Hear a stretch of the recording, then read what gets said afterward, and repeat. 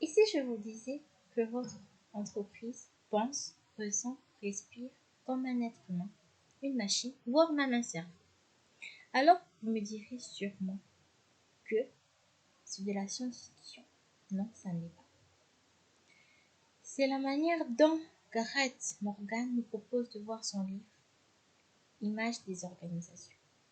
Et aujourd'hui, je vais vous emmener dans un voyage où les entreprises se transforment en métaphores vivantes. Bonjour, bonsoir. Je suis Shekina Mukalaï Banza, étudiante en L2 LMD à l'Université protestante au Congo. Il nous a été demandé par le professeur Patrick Kabengele de faire la synthèse d'un livre. Qui est Gareth Morgan? Vous vous demandez sûrement. Gareth Morgan est un théologien des organisations, consultant en management d'origine britannique. Né un certain 22 décembre 1943 à Portsmouth, Royaume-Uni. Il est surtout connu pour son ouvrage influent Images des organisations.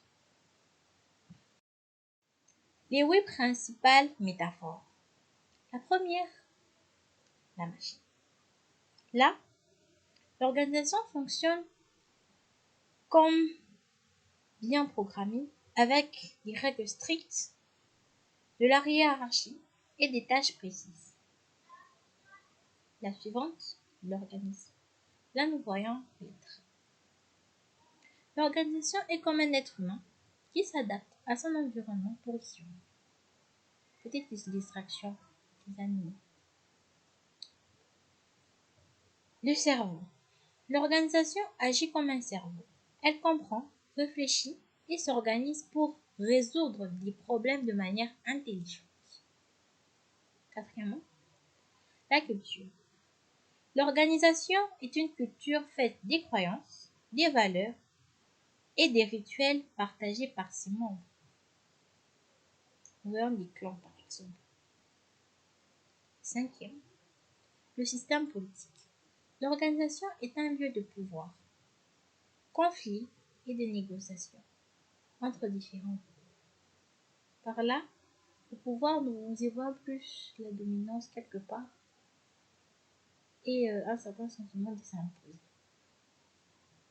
Sixièmement, la prison psychique. L'organisation peut piéger ses membres dans des habitudes, des pensées ou des peurs qui les empêchent d'évoluer. Cela a trait à certains freins qui les obnubilent dans une prison mentale. Septième, le fruit et la transformation. L'organisation est un processus en mouvement constant, toujours en train de changer et de se transformer. Par là, je donnerai l'exemple du fleuve, des vagues. Toujours en mouvement, jamais constant. Toujours constant. Et finalement, le huitième principe, l'instrument de dominance. Souvent considéré comme un mal. L'organisation peut être utilisée pour contrôler, exploiter ou manipuler les gens au profit de certains. En conclusion, je retiens par tout cela et que une organisation n'a pas une seule réalité. Tout dépend de la manière dont vous la percevez. Grâce aux métaphores de Gareth Morgan, nous montre que penser différemment peut nous aider à mieux comprendre, gérer et transformer une entreprise. Merci.